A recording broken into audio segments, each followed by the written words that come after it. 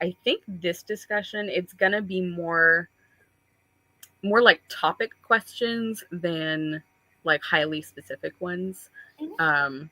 Which we do anyway, so it's not like that never happens, but I think it's It's not gonna be a pop quiz, thank God. Yeah.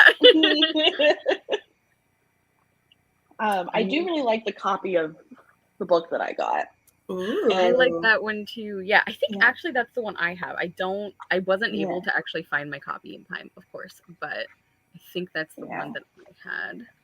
To be fair, I listened to the audiobook and then I hit page 200 and like the last 80 I read, but or not 80. Less than that. 23. I read the last 23 pages. Just round up to 80. There's a lot of credit there. That's really funny.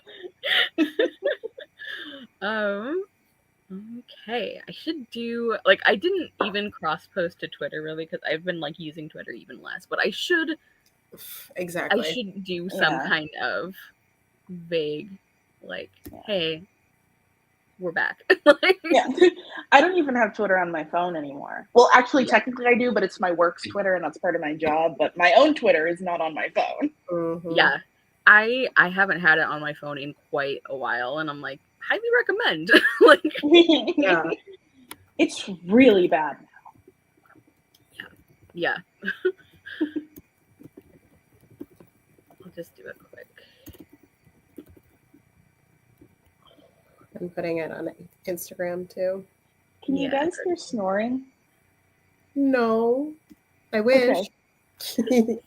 My boyfriend is napping in the other room and he snores so loud. That's so funny. Oh, hi, babe.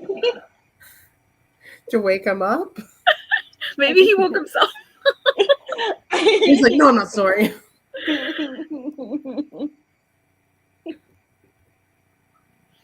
Okay.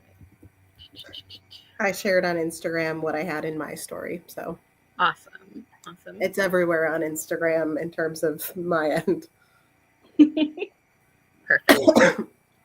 Also, 90% of the time I will sound fine and normal. I was sick a full week ago and I just can't shake the drainage. So I apologize if you guys get me like laughing too hard. I'm probably going to start having a coughing fit. Okay. Don't be so funny. Minimal funniness, Taylor. Be boring this month. As if that's possible. Yeah. Well, and obviously feel free to like leave mute for cough drops or additional hydration as needed. Yes, I will mute as needed. Yes. Okay, so I think we'll get started with the intro stuff, and people can join us as they see fit.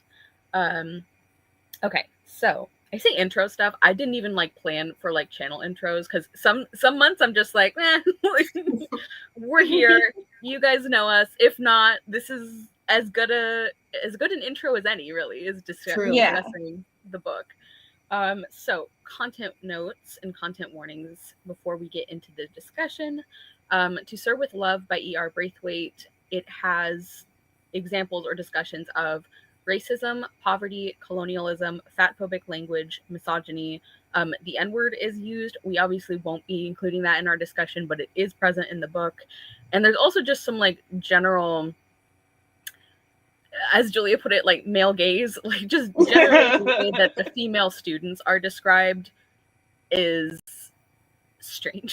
Like, I guess over-sexualization of minors is maybe how I would put that, and how that sort of connects with misogyny.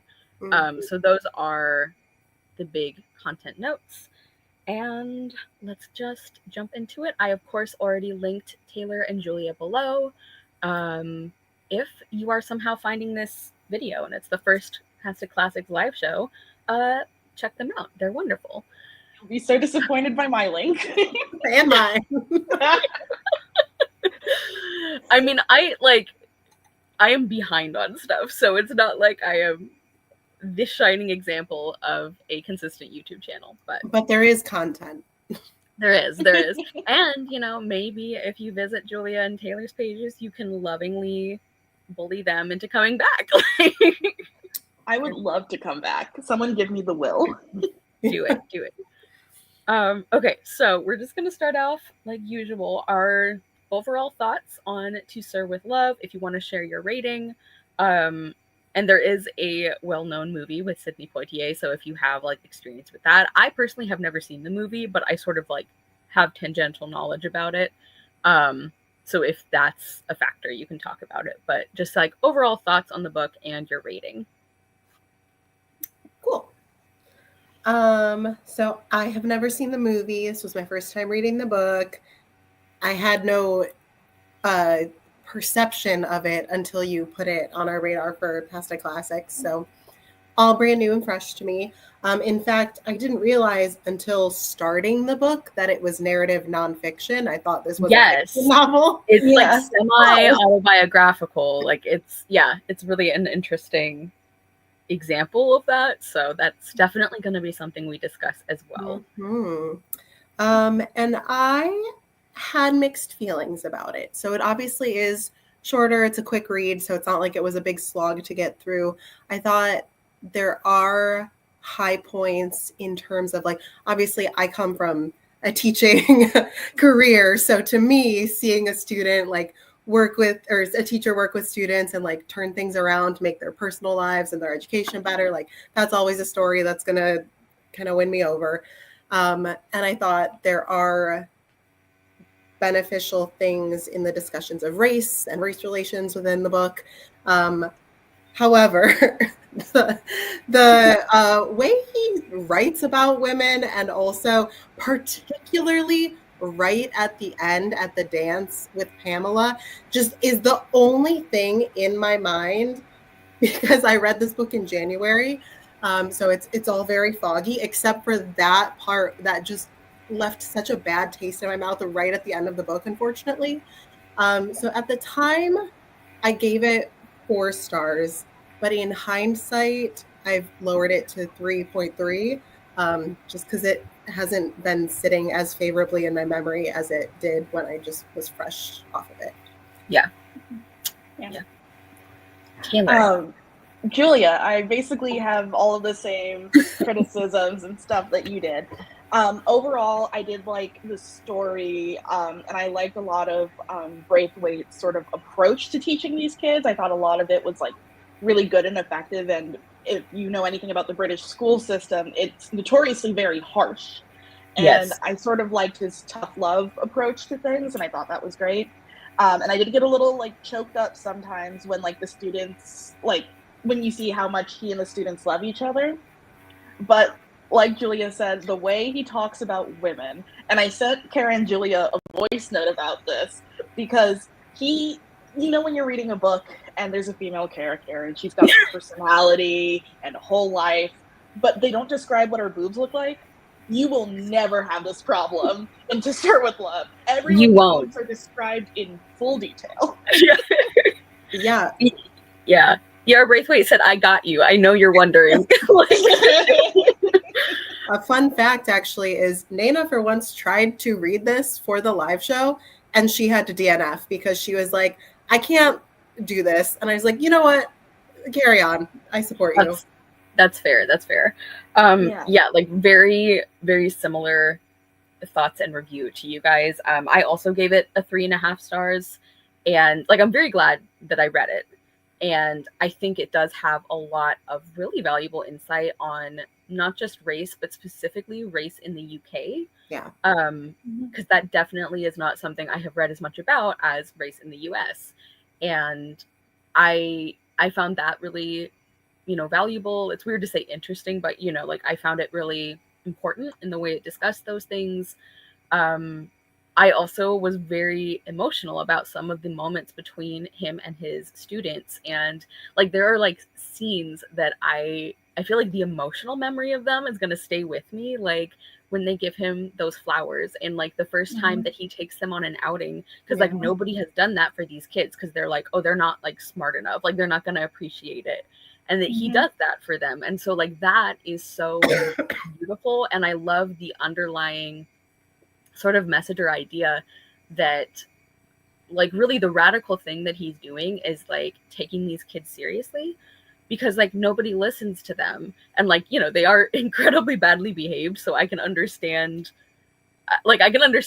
why it would be very difficult to approach the class in the way that he ultimately does. But I just think that's like one of the most important things you can do for kids or teens is take them seriously. And yes.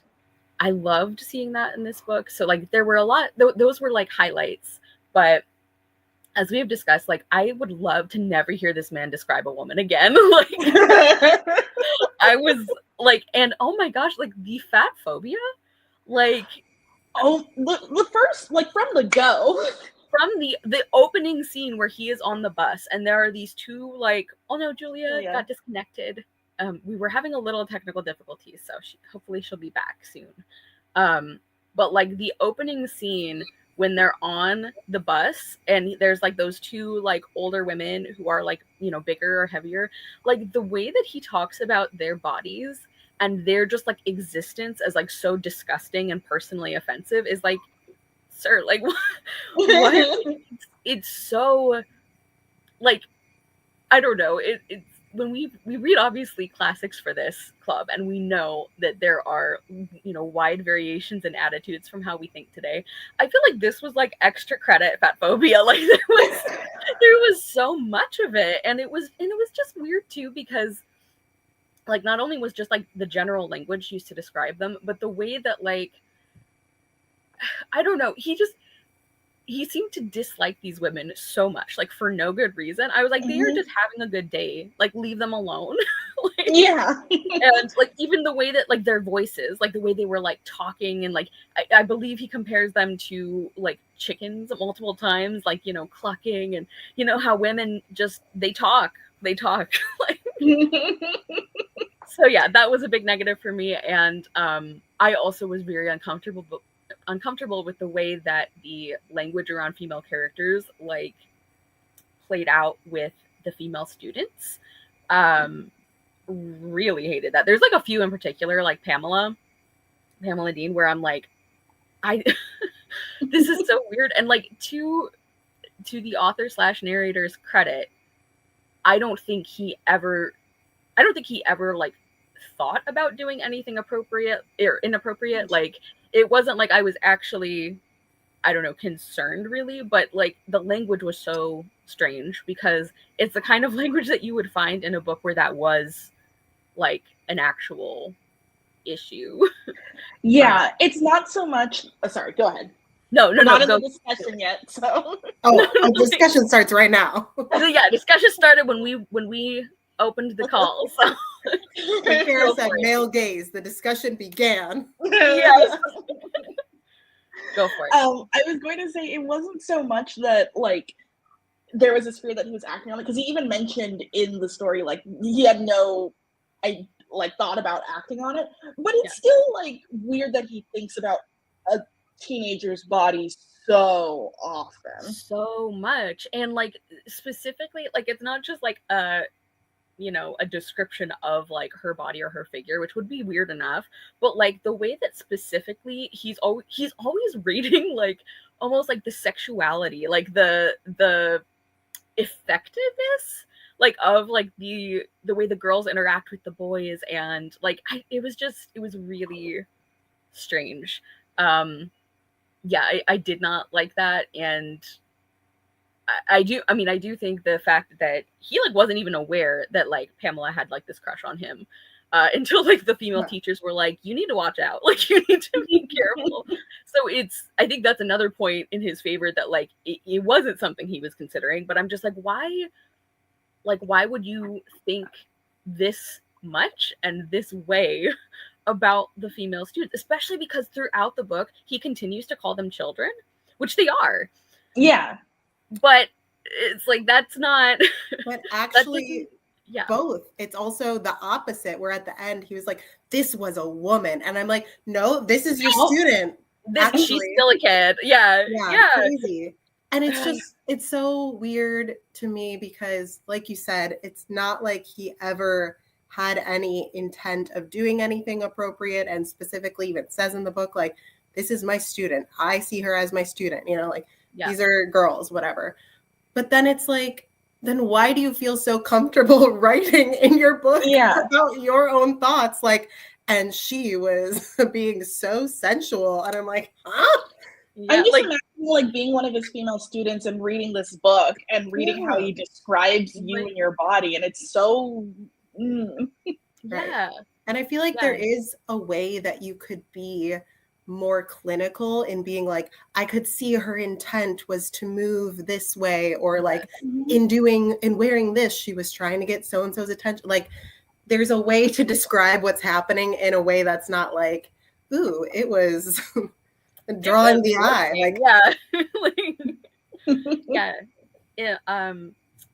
I think that's a really good point, Julia, that like there are ways to include, like, especially because it's based partly on like the way that the girls are like carrying themselves and behaving. So it's like, it's not necessarily that he's like putting these interpretations on them. So there is a way that you can like talk about that and notice that in a way that doesn't feel like you're almost participating in it. Like it's really just odd. To say the least. Like and it was distracting because it happens so often in the book. Like anytime, like there's a few characters that it happens with more than others, like Pamela, but it really is like anytime we meet like a female student for the first time, he's like, and this is what her boobs look like, and this is how the sweater looks on her, this is how short she wears her skirt, this is what the boys think about her. And I'm like, no, like I do not want this information. Why do you have this information? There's also that weird tangent when he like ticks off all of the women he slept with, and he's like, "Just so you know, I'm not a virgin." And it's like, I wasn't even thinking about that. I know. That wasn't even on my mind. You see the Cheska Lee, who does the Leopards Eating Faces song, she has another one that's like, I would like to know less about you. I'm like, that was me. Like through big chunks of this book, I was like, we didn't need to know this. Like it was so bizarre that he would like stop like the story to be like, by the way, like I get it. So just so you know, I know what I'm doing. And I'm like, okay, like that's great, but not really relevant right now.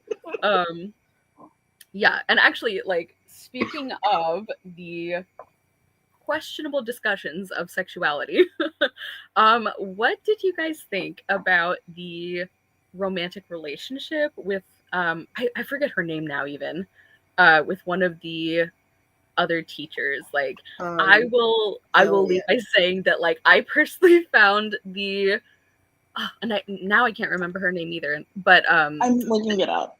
The teacher who Clinty, I think is what they called her, because her last name was like Clintuck or something. I found her like much more interesting and likable, and I liked her conversations with Richard way more. I don't know, maybe she was already in a relationship. I can't even remember. And then he ends up like with this other random teacher where I'm like, I mean, she's nice, like I like her, but I don't really feel, I guess I'm sort of like leading with my answer to the question, which is, you know, not great, but I guess I didn't really feel like she was characterized much. It felt more, and obviously this is based on his experience, so I'm not saying he should have like invented stuff, but it felt more like she was used in the story to talk about like interracial relationships, for example, than like actually making us understand why these two people cared about each other. Yeah, it is kind of weird that a person who was a real human felt so much like a plot device. But also not surprising that he would treat a woman that way. Right. She was a woman written by a man, even though she was a real woman. Yeah. Semi-autobiographical. Do we know if this woman like exists? Because I think so. I did some very light research, and I thought I remember reading. Let me look. Also, her name's Jillian. Jillian, thank you. I thought I remember that she did, like that was one of the parts that was taken from real life. Let me see.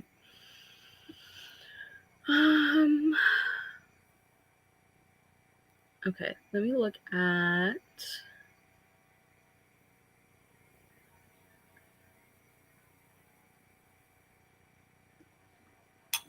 Okay, it doesn't have much on the author's, like on that part of the author's life. So let me look at the actual book.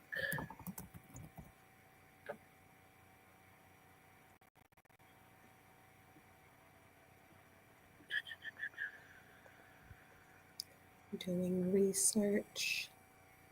Yes, please jump in.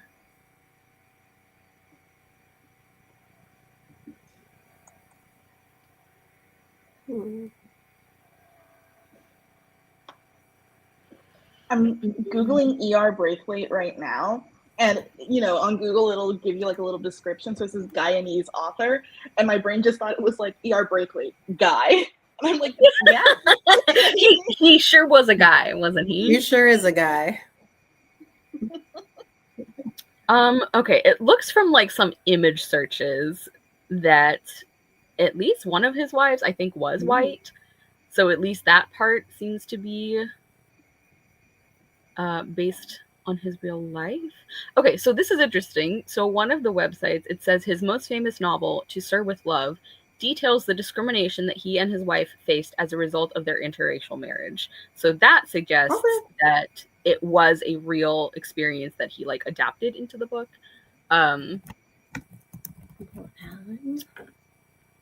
Yeah. So interesting. I think you put it really well, Julia, that like a real woman felt so much like a plot device. And like it is a very short book and the scope of it is pretty specific. So I can excuse or I can understand like some of it in the sense that like this is really more about the students and him as a teacher and like the school, and also like more broadly about like race and class in Great Britain in this time. But I don't know, like it's also weird to make critiques about narrative nonfiction or like, semi-autobiographical works, because like I obviously don't know which pieces of this were like his real life that he was writing about. But if I like set that consideration aside for a moment, I almost wish that like he hadn't included the relationship at all, because it wasn't super important to like the part of his life or of the story that he was telling. Like if maybe at the very end, if there was like sort of this hint that he was interested in her and they were interested in pursuing a relationship, like we would have that in mind without it, I don't know, without it feeling like so tacked on.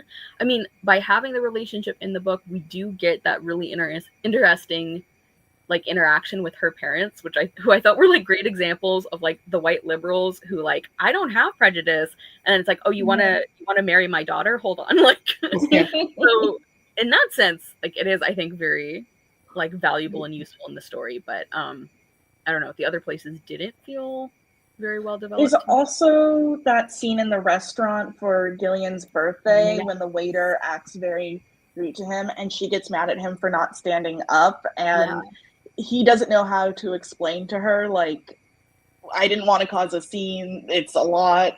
It's also just like a regular Tuesday for me.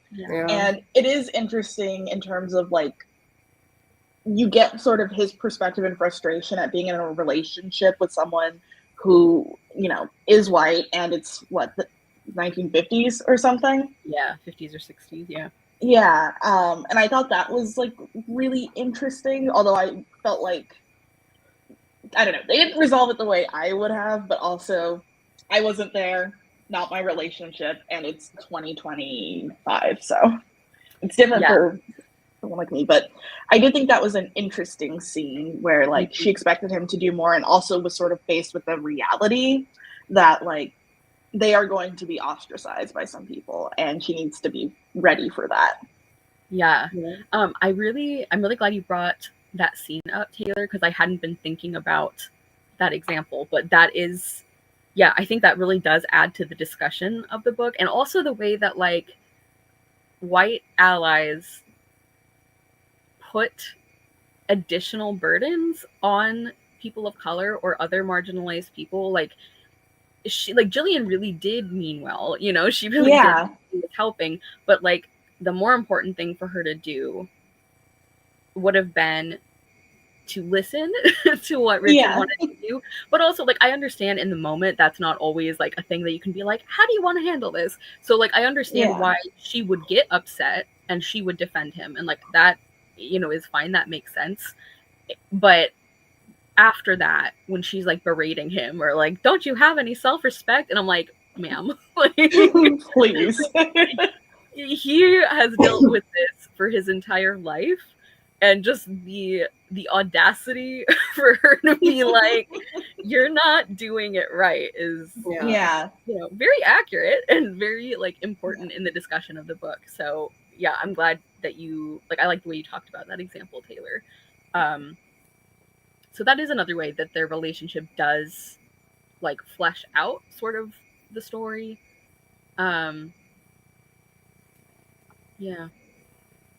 I guess maybe I just wanted more of her personality, just a little bit, so that it felt more like you said, Julia, like that she felt more like a character, like or a fully fleshed out person, rather than like a device to talk about the themes of the book. Yeah. Well, yeah, I feel like just any time she showed up, it was like, here is her purpose in like driving the story forward. So she walks in and she goes, Rick, this is going on with the children. Go deal with it. Or like, Rick, let's talk about this issue being an interracial couple. And it's like, doesn't she have like a hobby? Does she have like, how's her class teaching going? Like, I don't know. I don't know anything about her except like, my dear, here. Yeah, like Jillian's last name was like exposition. Like it really was. Yeah, and I think one of the reasons that Clinty stood out so much more is that you really do get such a good sense of her personality, even in like the few scenes that she's in. Like even the way that like she always like pops up and sits on the desks, you know? Like, like that is something that is very in line with what we know about her personality, and like even the way that the students like view her and the other teachers, and like she's just a more like fun and more real feeling character than Jillian. And so obviously like if this is based on his real relationship, like of course he's not going to change who he ends up with, but I just think that some of that energy should have been used to characterize the woman that he does actually love. And theoretically it's fictionalized, so I hope he's changed everyone's names. So it's like, how would we know if he was just like, and she was a little more fun, and maybe this quirk from another real life teacher I apply to her and we can like I could be wrong in remembering this, but isn't Jillian Jewish? I thought because of course E.R. Braithwaite has to describe everyone, and he was like, she looked like she could be Italian or Jewish, and I think she does speak Yiddish at some point. Okay. But I think that would have been interesting for her and Braithwaite to have had maybe a discussion in the book about that, like, you know, I don't know, something like her being a Jewish woman in 1950s London and him being a black man in 1950s London. Yeah, you know, the discrimination would be different, but I feel like they could have bonded over something like that.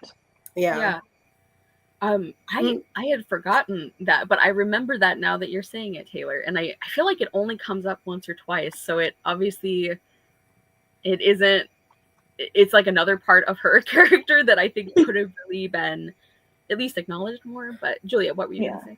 I like nodded along, and then I was like, I don't know about that, because he still, even though he's like a black man who's discriminated against all the time, he still doesn't seem like he is the most, I don't know what word I'm looking for, inclusive person. There's still some light classism sprinkled in. Don't think I'm going to let go that one homophobic scene that they just snuck in there for like a second. And I was like, hello?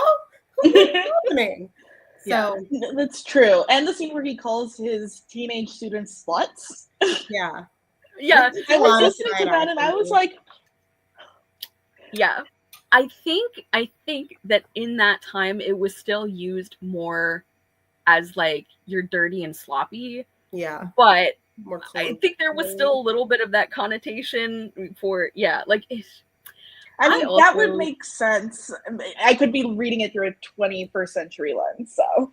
But yeah, but I know too, it's like, I don't know the exact, obviously the exact year that like the usage started becoming more, like much more about like sexuality, but it's certainly like the context it's used in and the other like sort of descriptions in the book, it does kind of make me wonder. I'm like, maybe this did mean what we or at least it was starting to mean that. Okay. Yeah, and I'm on I can't even say it. Etymonline is the name of the website. Okay. The specific sense of woman who enjoys sex in a degree considered shamefully excessive is by 1966. So okay. It could have leaned either way. Yeah. Interesting. And this was published 1959. Okay. So maybe leaning more towards the sloppy, slovenly, sort of careless side. Yeah. But great look. So, like, that is an interesting point that Julia brings up about, like, and this is obviously, like, a thing that is true, that, like, being marginalized in one way doesn't automatically mean that you're going to be understanding or sympathetic of other identities.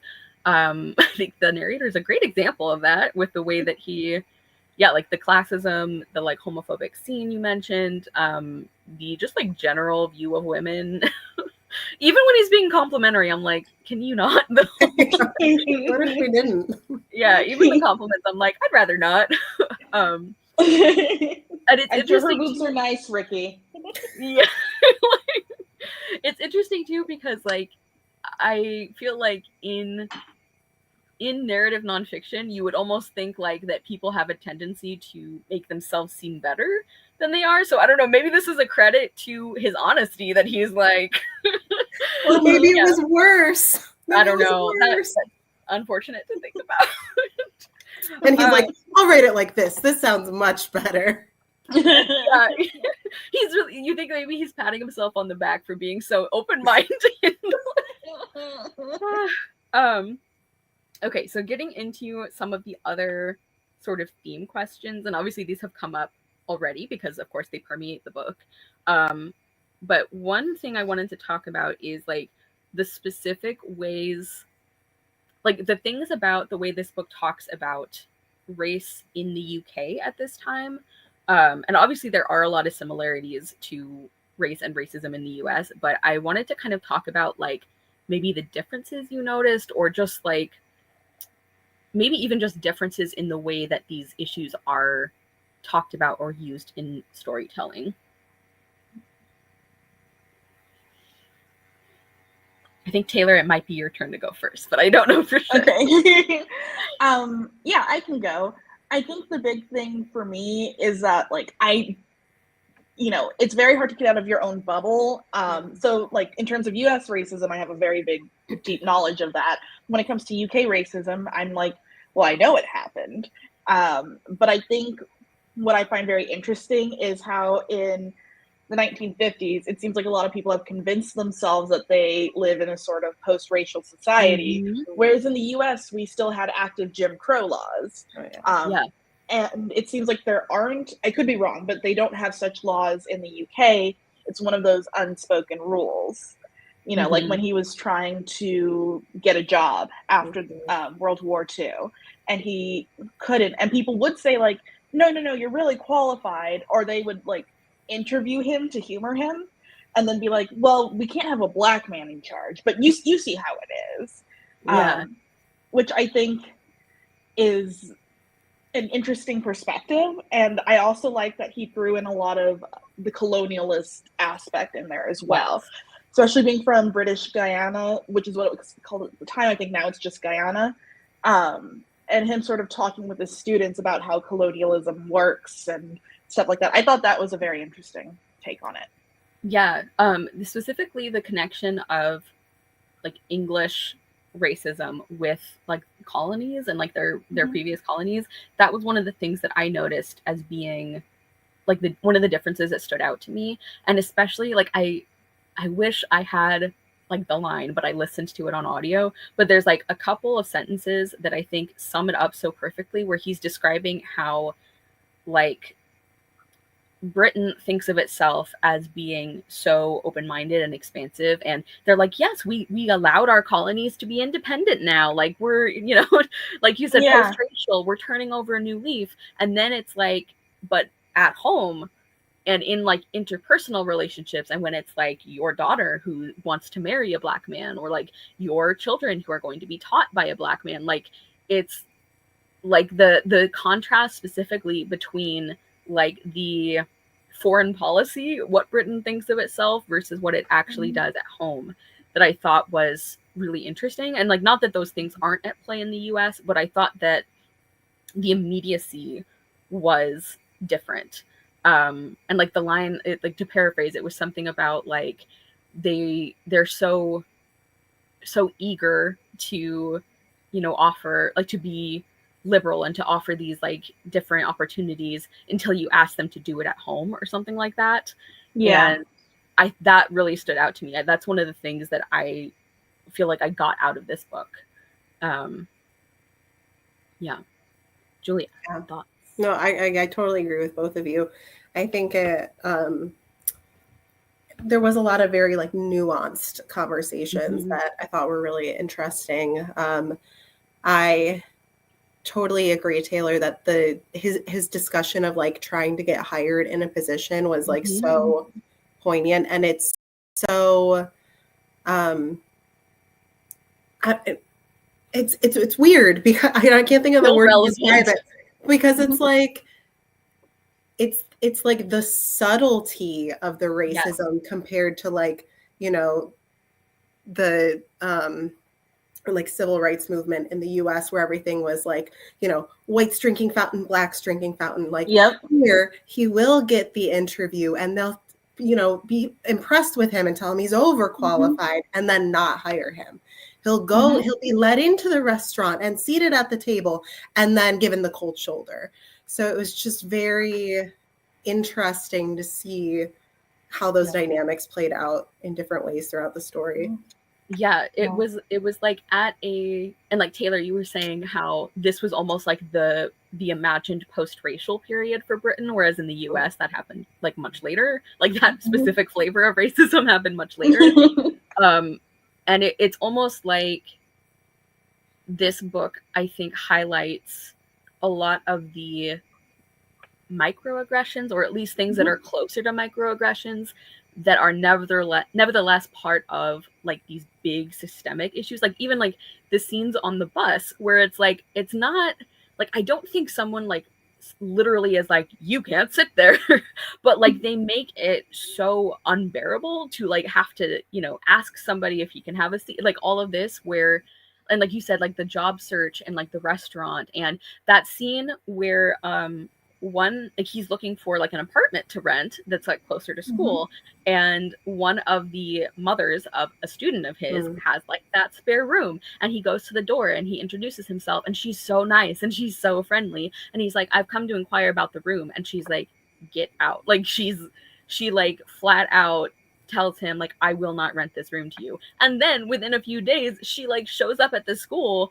like begging him to like make her daughter be nicer to her, like because she was really upset when I was a racist. Like wild. Well, and she also tries to come up with an excuse like, well, I have a daughter and I didn't want a man there. And it's like, well, why didn't she say either in the listing or to him, we're not taking in men?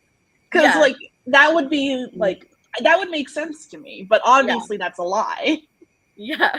Or her trying to justify. And also this man is your daughter's teacher who's with her every day. So it's like, what would even be the difference? Like, yeah. Right. Like if you are that concerned, you should not, like this man should not be a teacher. Like if this is like anything, yeah.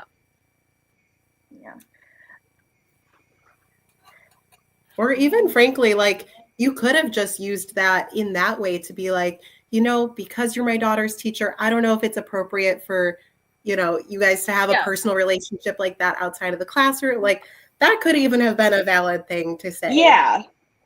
And that would make sense because like who wants to live next door to their teacher? Yeah. I do not want to be making small talk to my teacher. There was also a scene with, I can't remember the kids' names. He was like the mixed race kid. It started with an S. Oh yeah. Oh, it was like Santino, or it was like something Italian sounding, I think. Oh no, it was Seals. Oh, He was never mind. mixed I'm race. Okay. Yeah. Very Italian. I was thinking of a different character. Yeah. There is an Italian character in his class. I don't Yeah. remember his name, but Seals, his mom dies and he's mixed race. He has like a white mom and a black dad. And like you have this really sweet moment where all of the kids took up a collection to get like a nice wreath for the mom's funeral, and then none of them want to deliver it to his home because then it would be seen as like, you know, no, they don't want anyone to see them going to like a black fraternizing. person's home. Yeah. And so then that sort of like crushes Braithwaite in a way. Like I've been teaching them all of these things and it seems like they have part of it, but they can't seem to let go of that other part. And I thought that was just like really interesting. Yeah. And there's the part too where, because like he calls them out on it. Like he basically is like, you know, you should be ashamed of yourselves because this is like your classmate, this is your friend, and like he needs you, and you're afraid of like what people will say and stuff like that. And it's interesting because one of the students, it might have been Pamela, I'm not sure, one of the students kind of doesn't like excuse it, but she sort of like explains in a way that like almost makes it sound like she's asking him to give them time, you know? It's like we need to like, work up to it sort of thing, because all the kids do show up, you know, yeah, in the class. And it's interesting because I'm like, I don't know, are we meant to think that they were going to get there anyway, or that they did need this push from the teacher, or that they weren't going to go but they want it, you know? Like it's interesting because like I would be really curious to know how that would have played out if he hadn't said anything. Right. Yeah. No, I thought that was like a really interesting scene and a really interesting sort of dilemma that he was having, or I guess sort of a, I don't know, conflict. Yeah. And it was like especially heartbreaking because we see at the very beginning of the book when he is getting, you know, really discouraged trying to find a job, and literally everybody is like, you would be a great employee, but no, like we can't. Yeah. And he talks about how like he gets to a place for a while where like he just genuinely hates people. Like he hates white people. He's like, they're all bad. Like even though his adoptive parents, I think, are white, he's like, they're the only ones who are good. And it's very understandable why he would be having like, you know, all of the personal experience that he's having on a day-to-day basis is kind of supporting the idea that like, yes, we all suck. Like, so it's understandable. And so it's like seeing him like get the teaching job and like start to have more positive like interactions with just people in general, like it's really nice. And so then at the end of the book, when you have that sort of happen again, where you have that like he sort of loses hope for a bit because he's like you said, Julia, he's like, you know, I thought I was teaching them, I thought they were getting it. And to have that, like that's crushing, you know, that like these kids that he cares about so much still don't quite see him and see people like him as the same as, you know, like it's like it's really emotional. And it's interesting that we have those sort of two examples like sort of book ending, although obviously the one near the end is like resolved in a much more positive way, but or I guess you could say the first one is resolved with him getting the position. But anyway, that was like a lot of words to say that like, yes, I agree. Okay, so any other, I'm sure we're going to come back to it, but like if you have any other thoughts on the discussion of like race and colonialism, I do want to talk about the intersection of class and race, because I think that is one of the things this book does in a really interesting way. And I have heard from people that today even the UK they have a much more stagnant sort of class system than the US. Like it's like more clearly defined, like even now. And so I think that might also be an aspect of the discussion of race that like is a little different. Mhm. Yeah, so just like general thoughts on the way this book like looked at class, and if that overlapped with its discussion of race, or if it was kind of like a separate thing. What do you think? Yeah, I mean, it was really interesting. It's funny because he is their teacher, so we're seeing him like wanting to mold them into more productive, more professional, more polite young adults.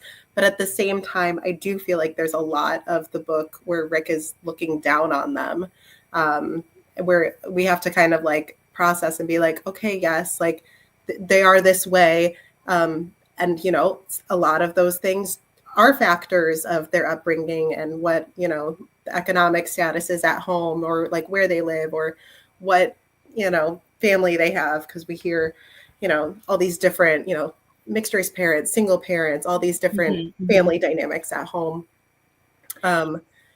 which is, I mean, honestly, I think it is a kind of realistic thing to be like wanting to improve someone, and both.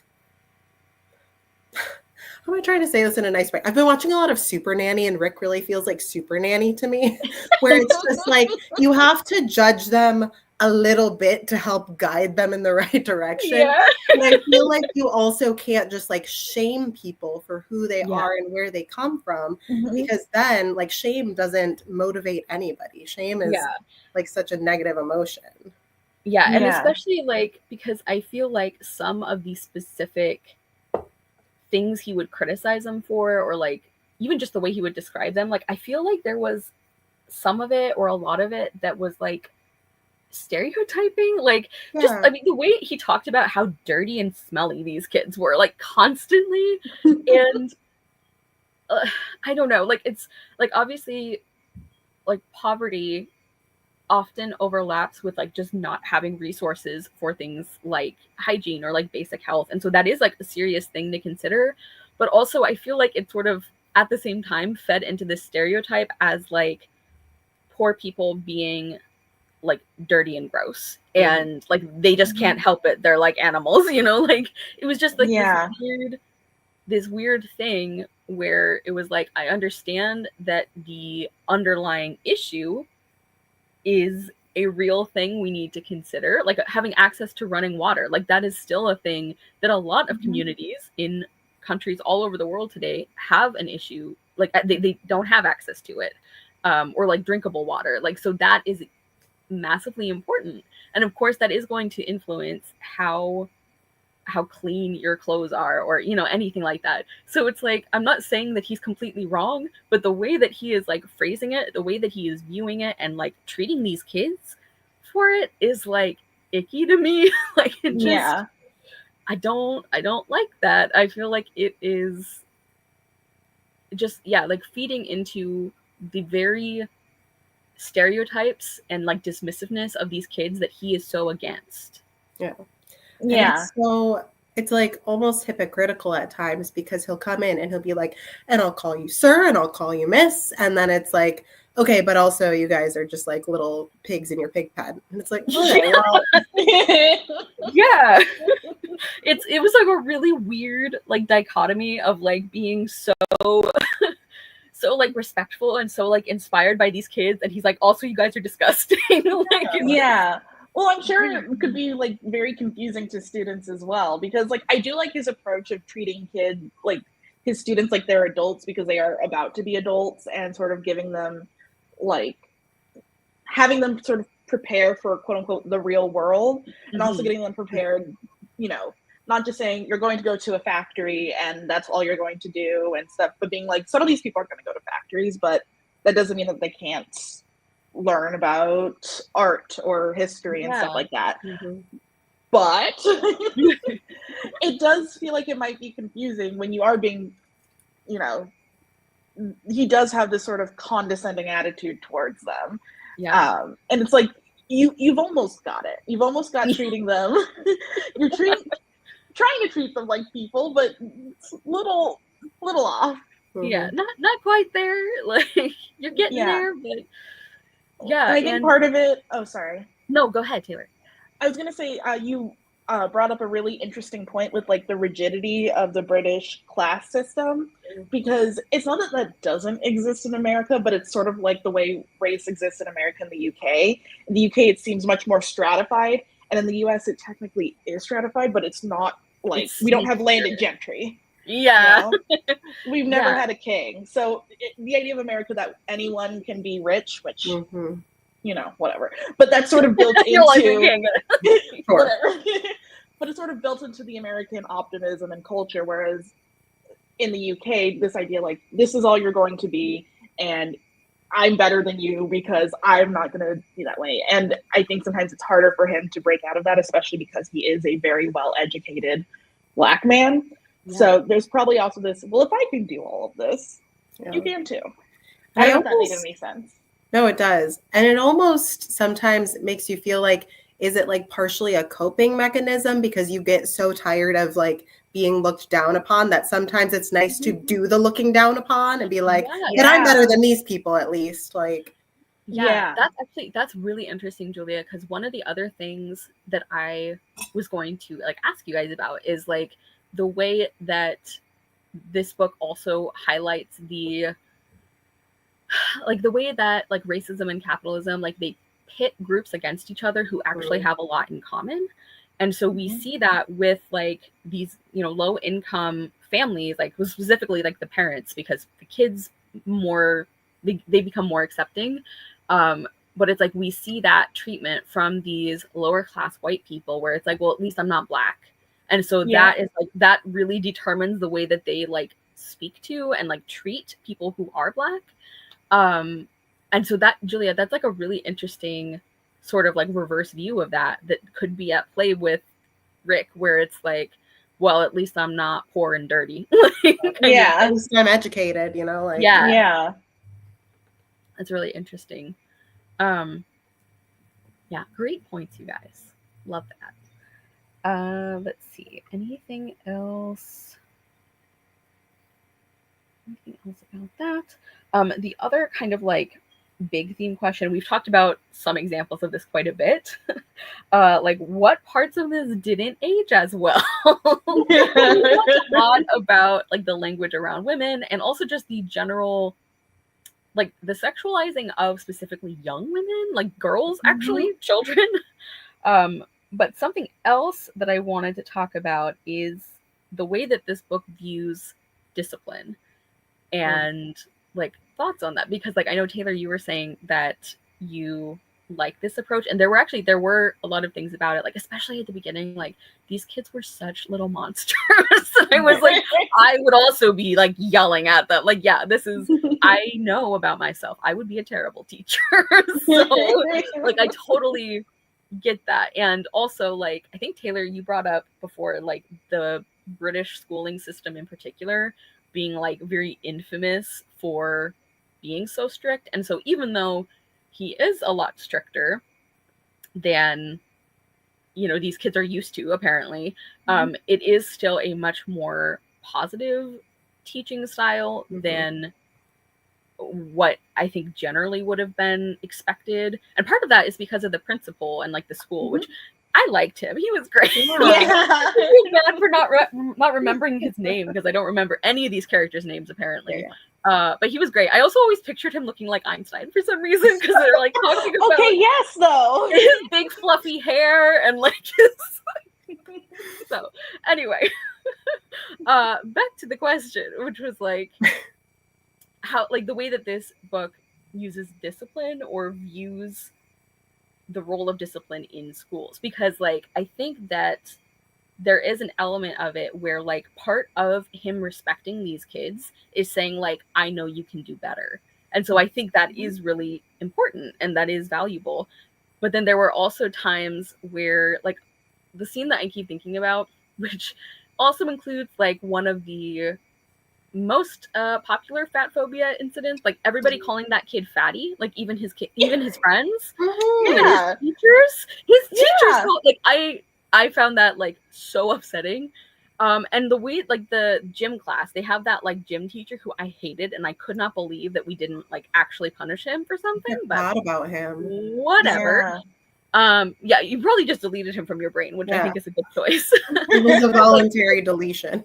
Yeah, the part where he bullies and shames that kid into doing these like really dangerous like jumps and stuff, and all the other kids were like, don't make him do that, he's not gonna, like, you shouldn't do that. He lands like on his like head or neck, and he like loses consciousness, which like honestly I think usually means that you are not actually okay.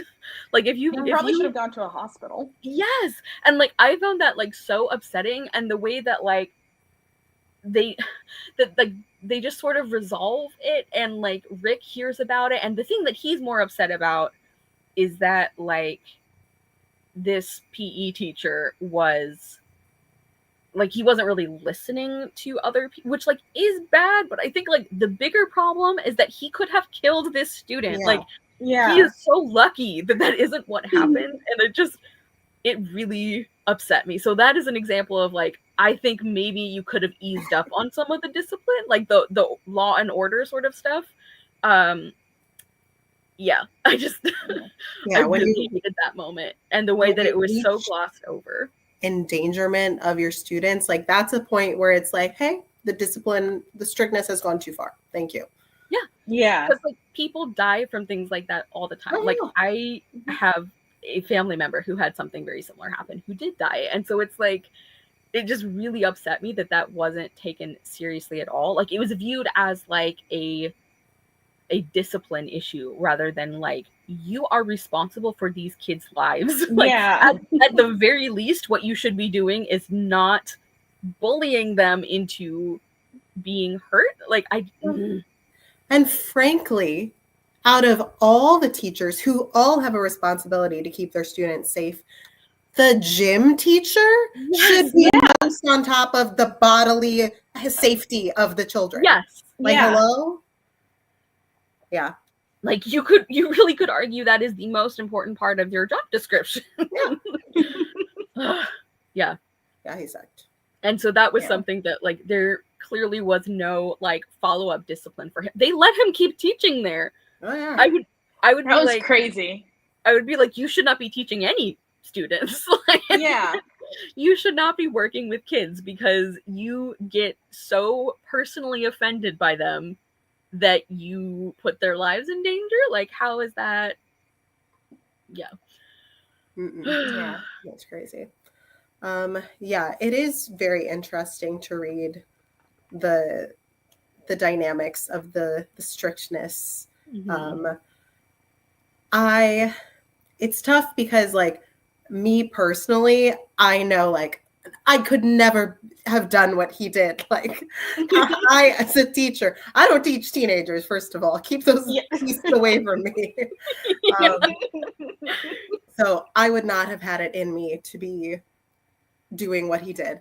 But, you know, there are things that are true of early childhood that, you know, resonate all through adolescence, where it's like, structure is so important when you're young. Like knowing what comes next, knowing consequences of things, like those are essential for your development. And children behave better when they understand consequences, because they have the security of knowing. Like even if the consequence is usually not a thing you want, it brings security knowing, okay, if I do this, this is what happens. It's not like, is he going to hit me? Am I going to get kicked out of class? Is he going to say nothing? They know this is what happens. So like, that is a positive. Oh, and I think there's a scene when, I think it was Potter who was the one who was on trial, because he like stabbed a kid on accident, or that was apparently what had happened, but I think I forgot about this. Yeah. But the judge like talked about the school he went to, and he was like, it's because they're undisciplined, or like they have this new way of teaching, and said new way of teaching is just like not beating students.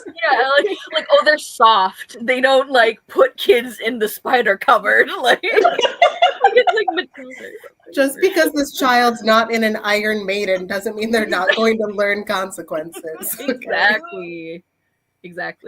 I had forgotten. I can't believe I forgot about like, oh yeah, there's a subplot where somebody got knifed. Like And that also reminded me of like another aspect of that whole gym debacle that I really hated is I think at one point the issue that everybody is, or the Rick and some of the other characters are most concerned with is that one of the kids like was gonna fight the teacher on behalf of yeah. And I was like, okay, like I agree that physical violence is not like the best way to solve most issues. But like I cannot believe that we are focusing on that over the fact that this child almost died because of their teacher. Like Yeah. to me, I'm like I like not that you should like praise the kid who was like about to, you know, try to throw down, like try to like, possibly knife the teacher. Like that shouldn't happen either. But I hate the way that we are basically prioritizing the value of the teacher's like discipline and like control over the actual well-being of these children. Yeah. Well, they made him apologize to the teacher. He made him apologize. Yeah. Like it's one thing to sit him down and be like, you can't lose your temper like that, especially because I'm pretty sure that was the one who was on trial. Like, yeah, they let you go that first time, but like they're not going to give you any second chances. Like you can't react that way and sort of like leave it at that. But to make him apologize as well was like crazy to me. Yeah, that was wild. Like, also, I'm pretty sure he almost beat the teacher with like a plank of wood or something. I feel like I thought it was like some like wooden thing. If only. Yeah. It would have been kind of funny. Which also, like, the sort of implication that, like, oh, you could have really hurt him. It's like, yeah, like, you could. That was the point. Imagine if someone got really hurt in gym class. That would be awful. Oh my god. Like, I was beside myself at that entire like scene and the way it was handled. Yeah. Oh boy. Braithwaite even could have used it as a teaching moment, like because you're poor and people will see you as poor, they're not going to be lenient on you when you do something like that. Like, he could have brought in his own sort of like perspective as a Black man, like just because like you can't just react in anger because they're going to assume the worst out of you, and that could have been like a teaching moment rather than him like lecturing the student on like trying to protect his classmate. If that makes sense, sort of like turned it into a teaching moment, while also being like, you can't just beat people with a plank of wood or whatever. Like I could even understand if like the kid who was defending Fatty, because who needs his name, right? What is his name? Like I hate that. The kid who was defending his friend, like I can even understand where like it would make sense to me if he was still punished in some way, like maybe he doesn't get to go on one of the outings, or like there's, you know, detention or something. Like I can understand that is part of teaching him like what you did is still not an okay way to solve this problem. But I don't think that his punishment should have been at all connected to the other teacher, like the gym guy. Like I don't think there should have been any like acknowledgement to that teacher that the student was being punished. I don't think he deserves to know that, honestly. Like it certainly shouldn't have been a forced apology. Like I could not. Really upsetting to me. It's crazy.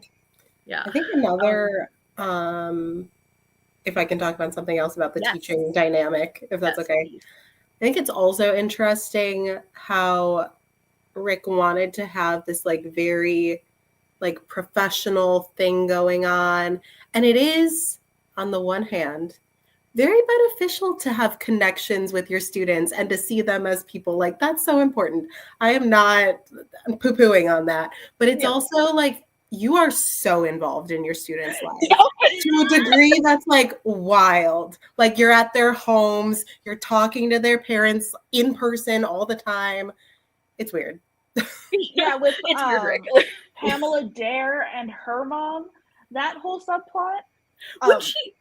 When she shows up and she's like, she's clubbing too much. You need to talk to her. And it's like, ma'am, like this is so weird to bring like her male teacher who she has a crush on, like to.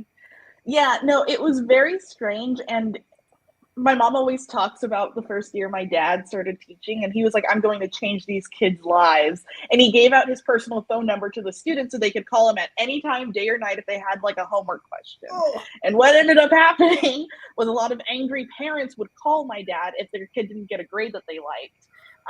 And because it was the personal phone number, my mom would pick up and there would be like an angry mother screaming, and she'd be like, listen, bitch. And my mom was like, you can't give their number out. I'm not their teacher, so I can speak to them however I want. You can't. Whoa. But it's a very first-year teacher move to be like, I'm going to change their lives and give them unlimited access to me. Yeah. Yeah, like I can understand a certain amount of it because based on what we know or suspect about the kids' like home lives, I think in some cases he kind of is the only adult who is you know, like caring about them or like interested in them. But yeah, like I think that's definitely another aspect of the book that doesn't translate quite as well to like modern teaching, because it also it would just be like kind of inappropriate in a lot of circumstances to be to be that like personally familiar with students and with their families. So I can definitely see that. I feel like it's another US UK thing too, where to us, like, it's hard to envision just how small that whole country is. So I feel like the population of the school, like that's such an insular community that he literally was just like running into people on the street and then being like, hello, you teach my son. And he's like, hi, okay. You know, so like it wasn't always his fault. It was just so small. They were all there. Yeah. I love the accent, Julia. That's how I read it in my head. Top tier. Yes, I feel like there was something else I was gonna follow up with, but I don't remember what that was. I will also say, while you're gathering your thoughts, I think I really made a mistake in reading this and then in March trying to read Trespasses by Louise Kennedy. Oh. That is Irish, not UK. Well, not like British, but it's same thing. It was like she was a teacher. She was like at the home of one of her students sometimes.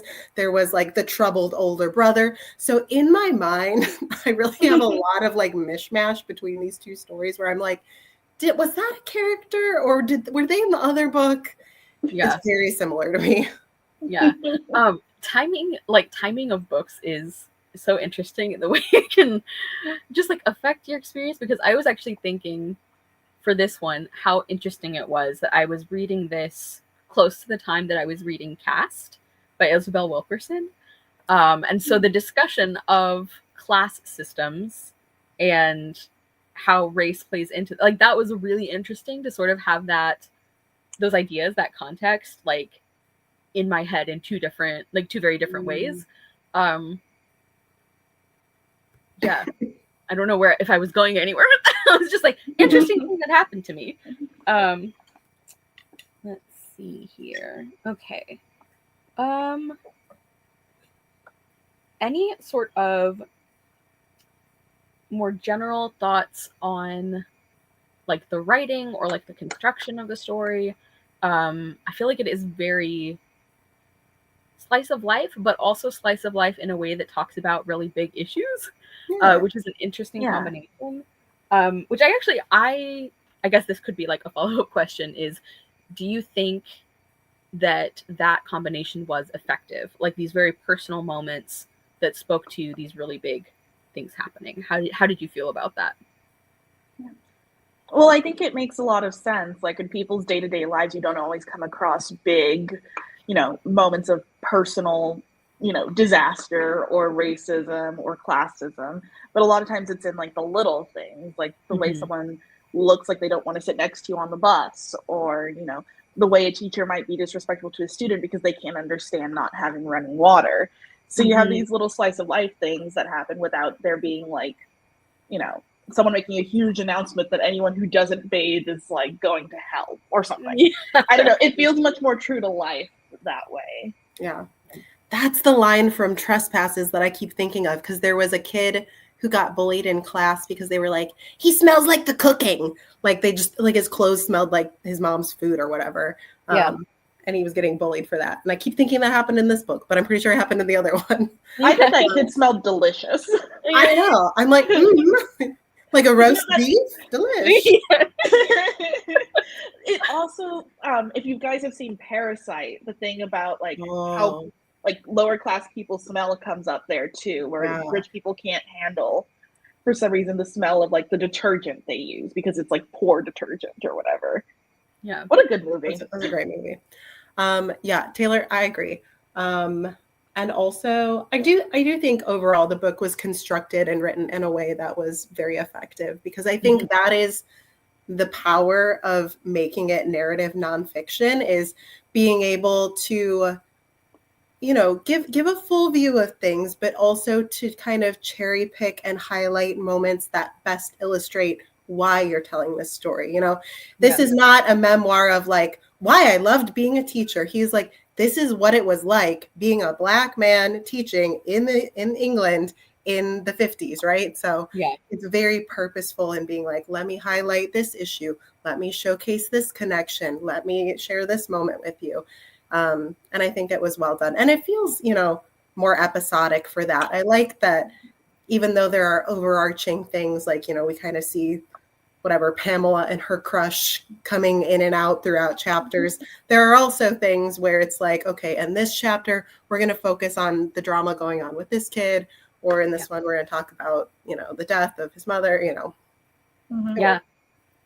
Yeah, I found it like strangely gripping, and the only reason I say strange is because like there weren't, like you said, it was kind of episodic, and there was, you know, a stretch in the beginning and part of the middle where it's like it wasn't even like that these kids were super likable. So it was really interesting that I was so interested. And like I think it's kind of cool how that experience sort of mirrors what Rick is experiencing, because it's like I too felt extremely invested in these kids' lives. And like when they would do something, like after we sort of got over the like big blow up where he's like, all right, here's how it's going to be, I'm laying down the law, and things were getting a lot better. And then there would be sort of like a backtrack moment, which is also realistic. Like I would have that same experience of like, I'm disappointed in you, you know, like you're better than this. And so that was kind of cool that I had that sort of mirrored experience. And I also had a feeling like at the end of the book, like we have like the dance and that sort of like bittersweet, like these kids aren't going to be together again. And, you know, we won't, like he's done everything he can for them. And he just has to kind of hope that they take that and use that. And it's like, I had that same feeling of like, I hope they are doing well, you know, like, I was really invested in like these kids, especially because like all of them, I think, are very much like they're like lower or working class, and like people are kind of viewing them as like, well, that's the most you can hope for. Like you're not going to get farther than your parents did, for example. And so like I really wanted them to prove all of those people wrong.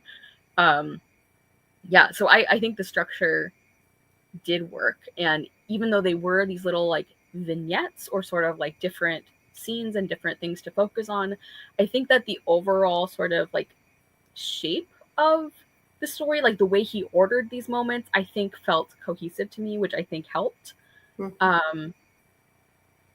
Yeah.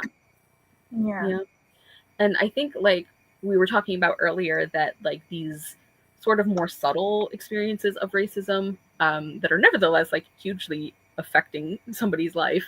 But I think like one of the things that is impressive is that you could very easily connect these things to like a big issue, like when he's trying to get an apartment, like housing, you know, people of color being denied housing and like redlining and all of that. Like that is a thing that is very much like present, you know, like that connection is, I think, pretty clear, but it doesn't feel like, I don't know how to explain it. It didn't feel like really ham-fisted the way that example was used. Like it felt like he was just telling a story that happened to him in his life, and we can make connections based on that because of like the way the world is. But it didn't feel like, I guess, as opposed to the way that some of the characters felt, it didn't feel like these examples were just like props for like his essay kind of thing.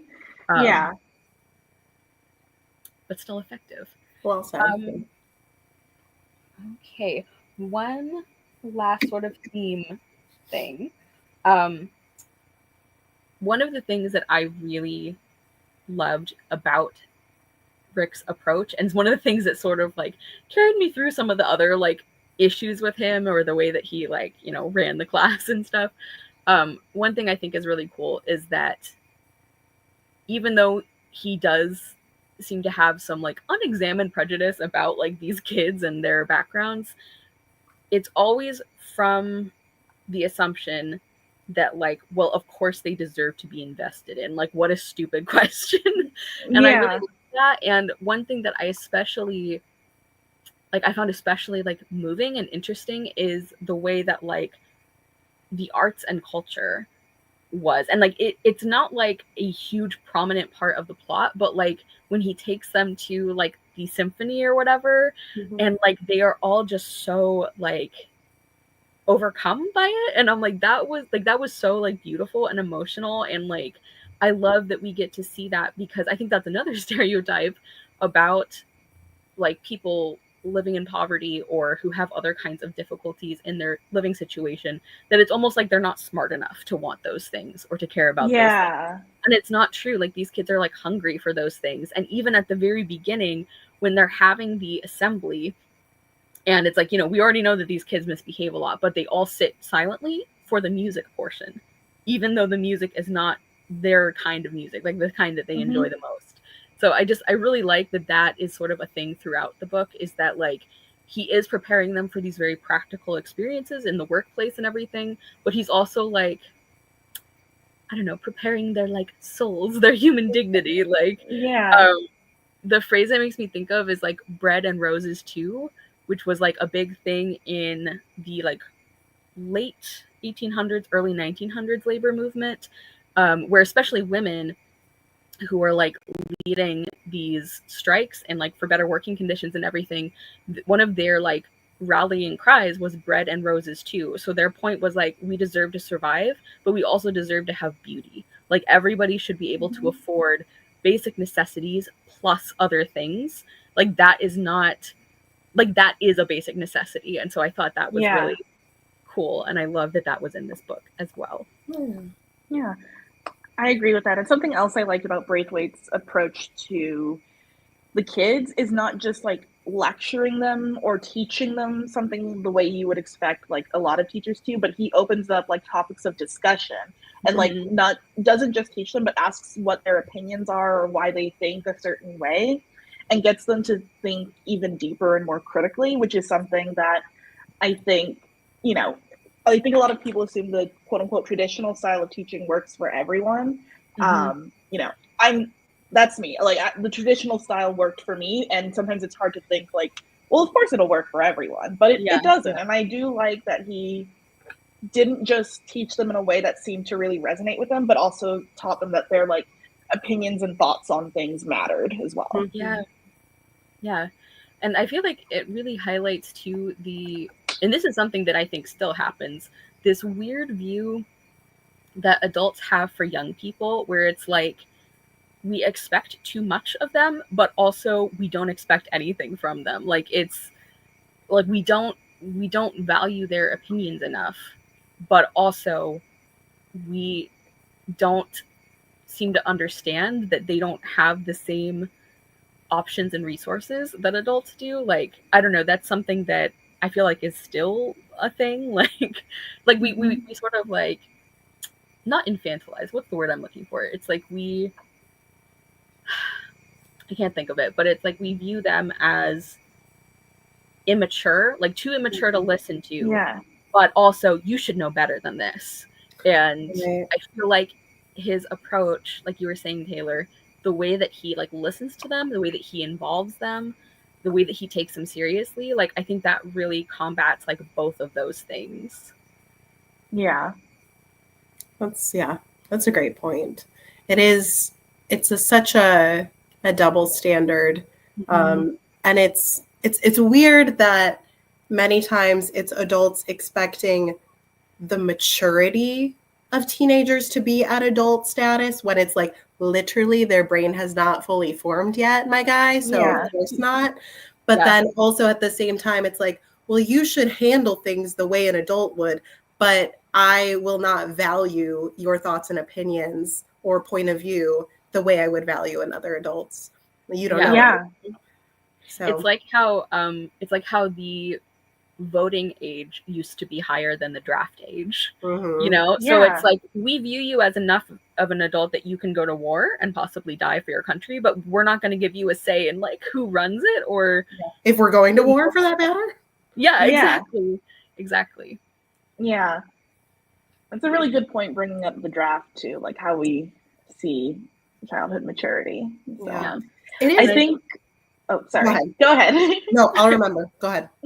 Okay, I was just saying, I don't know if this happened to you guys, but like growing up and I started learning about politics and starting to form my own political views, I had a lot of people telling me like, oh, well, you'll change your mind when you get older, or you'll be more conservative when you get older. And this idea that like I wasn't smart enough to change my opinion or like to have these opinions. And like, sure, as I've gotten older, these opinions might have evolved or something, but they're still for the most part the same. I just have better knowledge of like, maybe this is how we as a country can do this, or, you know, I believed this, but now I believe this, and it's just a sort of natural progression. I don't know if that makes sense. But no, it totally does. It's like you add nuance and you add like experience, but it's not like, oh, when I was young and stupid and didn't know things. It's like, no, like kids, like we underestimate kids and teenagers all the time, and it is so frustrating to see that happen at all, but also like at the same time as we like completely overestimate like the things that they are expected to handle and deal with, when like you said, Julia, like literally their brain chemistry does not even allow for that yet. Like it is like absurd to expect like children, because they are still children, to have the like emotional regulation and like the maturity and like all these other things of adults, and then on top of that for you to be like, I'm going to expect adult level work or whatever from you, but I do not value your opinion as an adult. I think a good illustration is to literally think, so 90% of the human brain is basically done cooking by the time you're 5 years old. 5, that's a lot of brain, right? But if that frontal lobe is still finishing up its work for the next 20-ish years of your life, like that is so much development. So to expect, obviously teenagers can handle things better than a 7-year-old could handle things, both in terms of like logic and reaction and whatever it may be, but both are still developing. So it's just not fair to be like, oh, you're overreacting. Well, it's like, no, that's what they're capable of reacting like right now. That's a great illustrative fact as well. I did not know that. Like, that's so interesting. We were talking a lot about emotional dysregulation in my last staff meeting. So well, and I also like this is sort of like, I guess, adjacent to the topic, but I also just find the concept of like you are overreacting to be kind of stupid, because it's like really what you're saying is you are not reacting the way I think you should.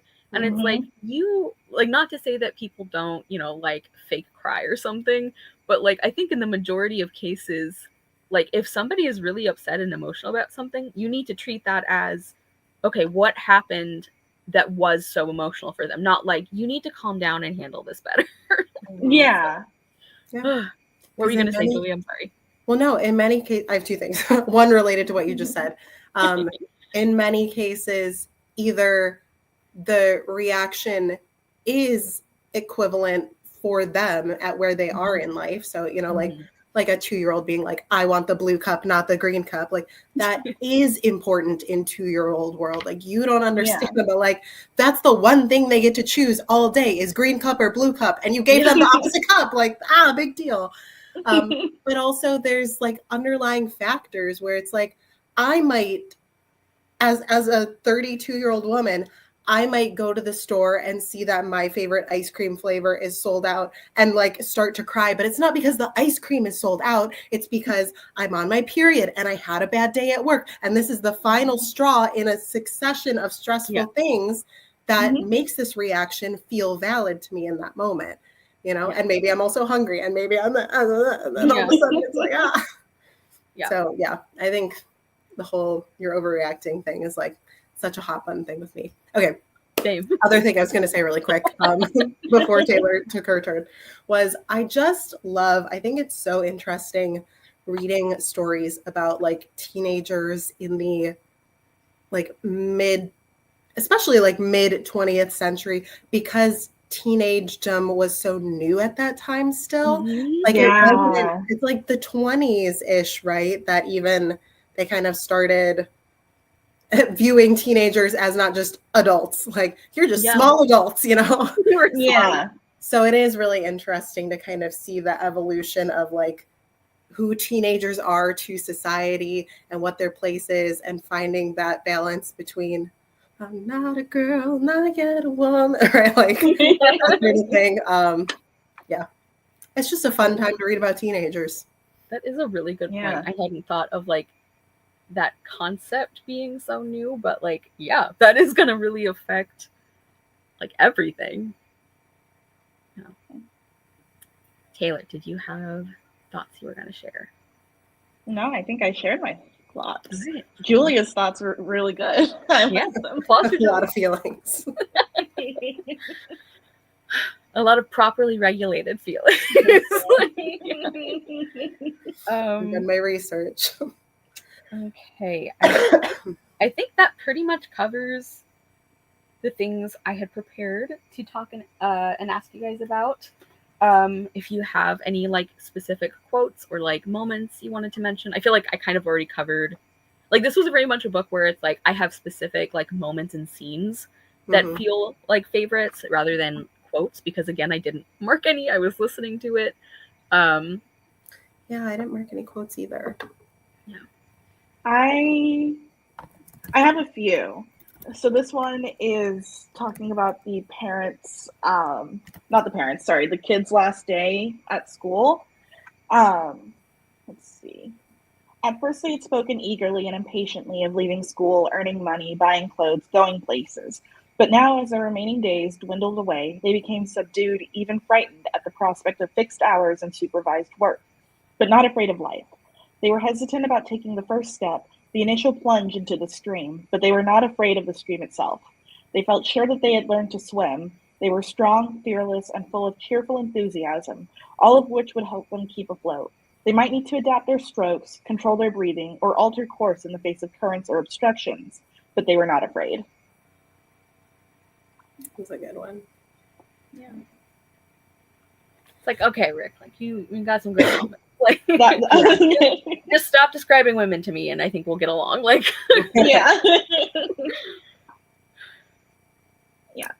trying to look on Goodreads to see if there's any that I'm like, oh, I remember that. Really liking that moment. Yeah, I wish I could find that one about. There's like one or two specific ones where he was like talking about the hypocrisy of like, of course we support our colonies being free. We're so generous. We're so magnanimous. And it's like, oh, you want a Black person to live next to me? Like, absolutely not. Yeah. I do have another. Well, I only marked 2 quotes, so I do have my other/last one. Hit it. So this is after the students. I keep wanting to call him Saugus, which is a city in Boston, but it's not Saugus. Seals. Or not a city in Boston, a city in Massachusetts. But this is when the kids didn't really want to be seen taking something to his home because he was half Black. They had been glib at the students' council and bright and persuasive. It is something great coming from them, that talk of common heritage and inalienable rights. Live and easy until they were required to do something to back up all that talk. And then the facade had cracked and crumbled because it was as phony as themselves. Crucify him because he's black, lynch him because he's black, ostracize him because he's black, a little change, a little shift in geographical position, and they'd be using the very words they now vociferously condemned. It's a really good one. Mm-hmm. He's a good writer. I'll say that about E.R. Braithwaite. Yes, I agree. Here is one. So we talked obviously a lot about like the way that gender is dealt with in the book, and not so much about, I didn't think to put this in as one of the questions, like not so much about like the gender, I don't want to say gender stereotyping, but like any ways that it might sort of play into like girls pretty, boys strong, because there was, I think, some of that. But I also was impressed the way that sometimes I think it pushed back against that more than I expected.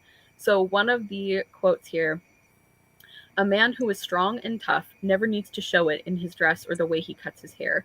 Toughness is a quality of the mind, like bravery or honesty or ambition. It has nothing whatever to do with muscles. And I thought that was cool because it's kind of challenging the toxic masculinity, like, yeah.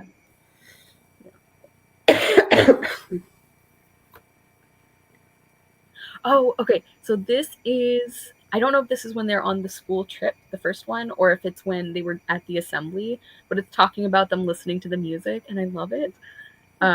Their silence was not the result of boredom or apathy, nor were they quiet because it was expected of them or through fear of consequences, but they were listening, actively, attentively listening to those records with the same raptness they had shown in their jiving. Their bodies were still, but I could feel that their minds and spirits were involved with the music. I glanced towards Miss Blanchard, and as though she divined my thoughts, she smiled at me and nodded in understanding. That's really good. Mm-hmm. Yeah.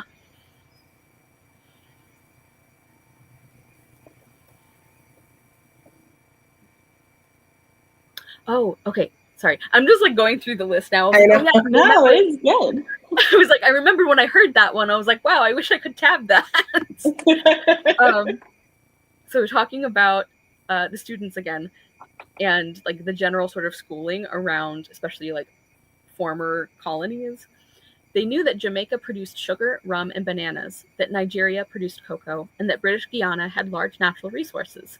But these names, though as familiar as the products with which they were associated, were of places far away, and no one seemed really interested in knowing anything about the peoples who lived there or their struggles towards political and economic betterment. Mm-hmm. That's a good one. Yeah.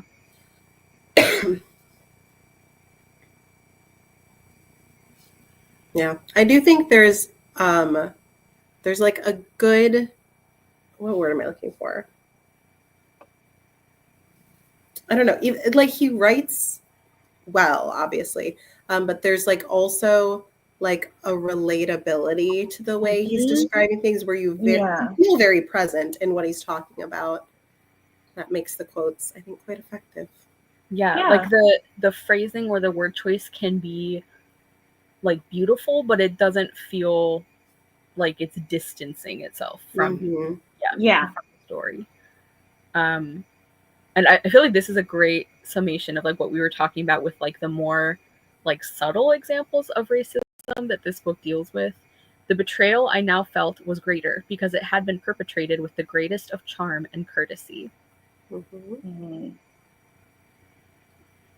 Yeah, it's so simple, but just cuts right into the feeling of what was happening in that moment.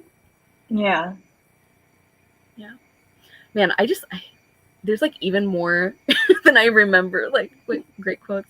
It is our duty to rebel, not to destroy, but to build upon the grounds laid before us. Yeah, that's what I've been eyeballing too. Yeah. And then I think this might be the last one. No promises.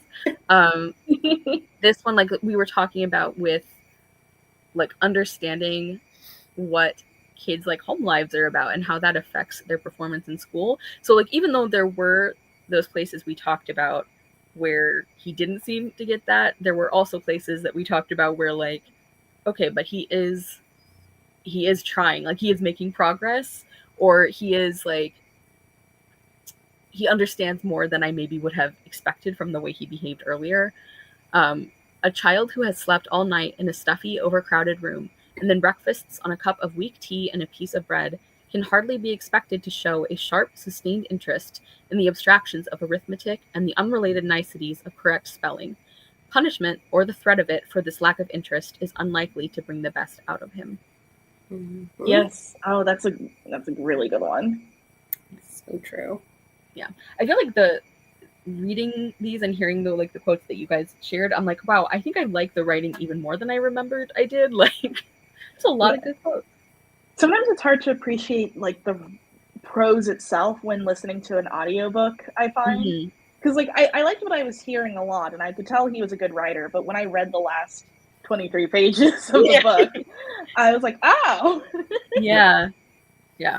Well, and I think it goes back and forth too with like the things that we talked about not enjoying about the way he would describe them, is that those moments can suck you out of it so instantly, and it'll linger with you. So like I'll be enjoying it, and then again, was it, I'm not gonna let it go. Was it two teachers that had the relationship, like two women? Yeah. That like it got brought up.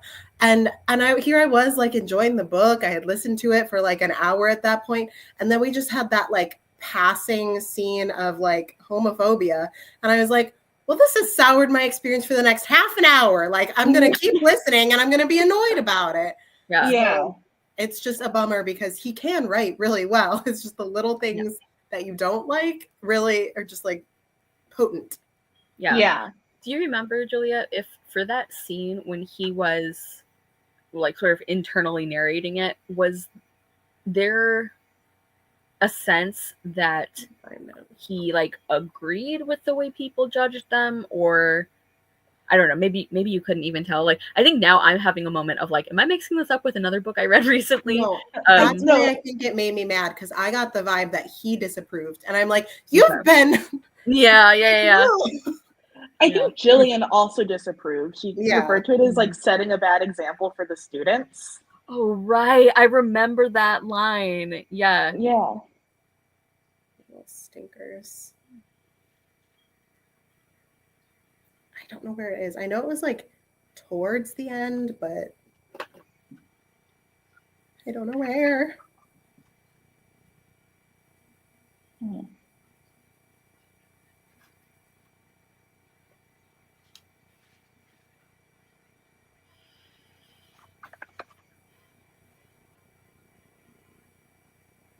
I think if I Google it, we'll have any luck. Let's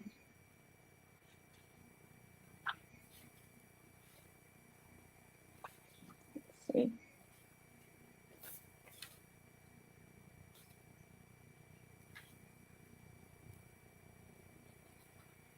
I feel like it was around the midpoint. Yeah, I was thinking like 2/3, but I don't know. It's gonna drive me nuts. I found it. Other than that, do you have any last thoughts, or do you want to introduce the next book we have coming up? Oh yeah, I got it with me. Ooh. Well, we'll continue hunting, but our next book is A Long Fatal Love Chase by Louisa May Alcott. I'm so excited about this. This was published before Little Women. It was serialized, and I only know vague things about it. But apparently the main character says something to the extent of like, I give my soul to the devil for a year to do whatever I please. And then this mysterious man shows up at the door. Ooh. And then he takes her away. And then she's running away from him. And there's lots of world travel. And it sounds like a terrible time. It sounds like what? I'm in. And drama. Yeah. Very interesting. Okay, so that is what we have coming up next. That will be on Julia's channel. Yeah, anything to add, you guys? Taylor and Julia, they are linked below. Remember, you can maybe lovingly bully them into coming back to BookTube. That would be fun. I'm kidding. I know that like you guys have so much going on, but Let's do it. Bully us. See, they're cool with it. Yeah, thank you guys so much if you were hanging out with us or if you watch this back later. I know we get people who do that, and that always just makes me so happy. Yeah, I think that's everything. We will update as to when our next live show is. So far this year, I have been being better about using my community tab to update scheduling things, so I am hoping to continue that. And yeah, all right. Thank you guys so much. Thank you, Taylor and Julia, as always, for your wonderful insights. And we will see you next time. Bye. Bye. Now we get to end stream for 20 minutes.